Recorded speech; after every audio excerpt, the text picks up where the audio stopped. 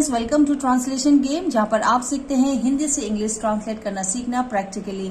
So friends, आज हम practice करेंगे कुछ ऐसे सेंटेंसेस जो हम यूजुअली बोलते हैं when you are in a relationship. तो कोशिश किया है मैंने कि कुछ ऐसे सेंटेंसेस आपके लिए लाऊं जो आप प्रैक्टिकल लाइफ में भी यूज कर सकते हैं। तो इसलिए इस वीडियो को एंड तक जरूर देखना, और अगर आपको ये पसंद आता है तो please give a like, share and also comment on the comment box. तो बिना देर किए चलिए शुरू करते हैं। तो पहला सेंटेंस है, मैंने अपनी आंखों से देखा। इसका ट्रांसलेशन होगा I saw it with my own eyes. I saw it with my own eyes. मैंने अपने आंखों से देखा। मैंने उसे रंगे हाथ पकड़ा है। I have, ये शॉर्ट फॉर्म होता है have का, ठीक है। तो I have caught him red-handed. I have caught him red-handed. उसे वही मिला जिसका वह लायक है। इसको कैसे कहेंगे? इसको कहेंगे he got what he deserved. He got what he deserved. अगला है, मुझे घबराहट हो रही है। I am getting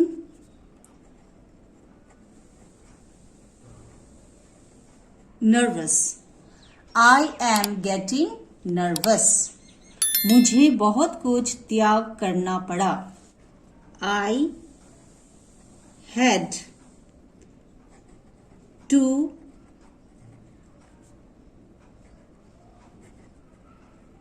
sacrifice a lot. I had to sacrifice a lot. त्याग करना, sacrifice. Okay? So I had to sacrifice a lot. मेरा सिर घूम रहा है। My head is spinning. My head is spinning. चकराने को क्या कहते हैं? स्पिन होना, ठीक है। So my head is spinning.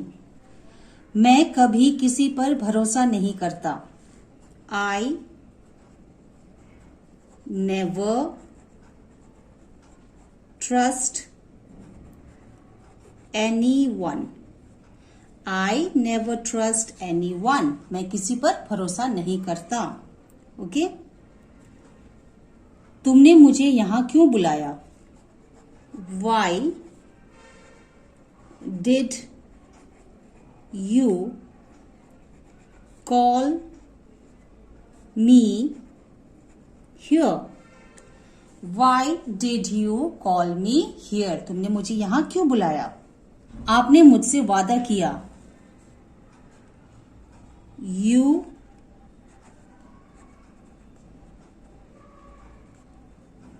You promised me. बस, you promised me. मैं तुम्हें खोना नहीं चाहती हूं। I don't want to lose you. I don't want to lose you.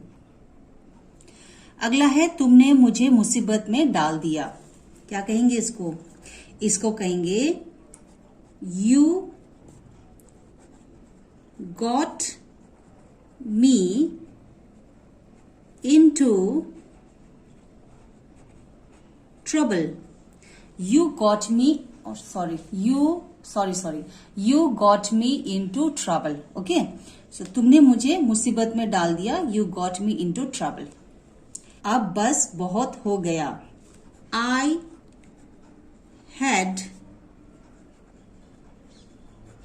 Enough of this, I had enough of this. देखिए, अगर आप इंग्लिश सीख रहे हैं और आपको लगता है कि वर्ड टू वर्ड ट्रांसलेट करेंगे तो आराम से इंग्लिश आ जाएगा, तो ये गलत है। देखिए यहाँ पर अब बस बहुत हो गया है ना, तो अगर मैं ऐसे लिखूं तो अब यहाँ आया है, अब तो है नहीं यहाँ पर, है ना, बस का कुछ और आ रहा है, बहुत का इनफ है। तो क्या होता है कि हिंदी टू इंग्लिश ट्रांसलेशन कभी भी वर्ड टू वर्ड नहीं होता है, तो इस चक्कर पे मत रहना कि वर्ड टू वर्ड ट्रांसलेट होता है। हिंदी का मीनिंग अलग हो जाता है और जब आप इंग्लिश में कहेंगे तो वो बिल्कुल अलग होगा, मे बी सब्जेक्ट पहले होगा या फिर प्रेडिकेट बाद में होगा, तो इस तरीके से होता है। सो ये बस, अब बस बहुत हो गया, I had enough of this. वो छोटी सोच वाला है, he is narrow, NARROW, narrow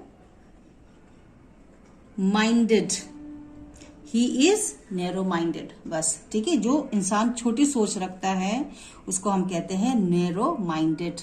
ठीक है, मैं तुम्हारे लिए कुछ भी करूंगा, आई, ये क्या है, ये विल है। ठीक है, WILL, तो हम शॉर्ट फॉर्म में कैसे लिखते हैं, IFSTOPHY तो इसको हम कैसे प्रोनाउंस करेंगे, आइल, आइल। ओके, आई विल नहीं, आइल। तो I'll do anything, I'll do anything for you, I'll do anything for you। Next, ये सिर्फ एक कहानी है,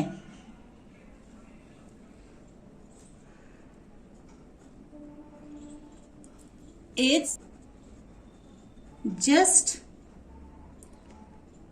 a story, it's just a story. उसका कोई नहीं है, he has no one, he has no one। इतना हैरानी से मत देखो,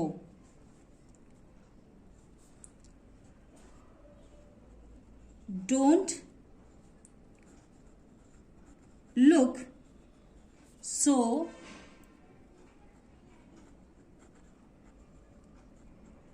surprised, don't look so surprised। मैं तुम्हें कभी नहीं भूलूंगा, फिर से हम शॉर्ट फॉर्म लिखेंगे, I'll never forget you, I'll never forget you। उसे मुझसे दूर रखो, keep him away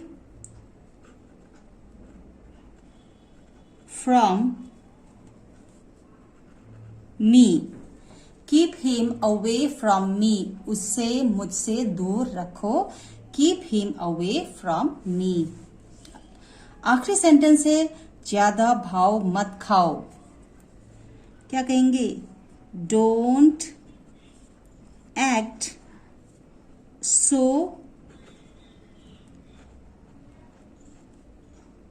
pricey, don't act so pricey.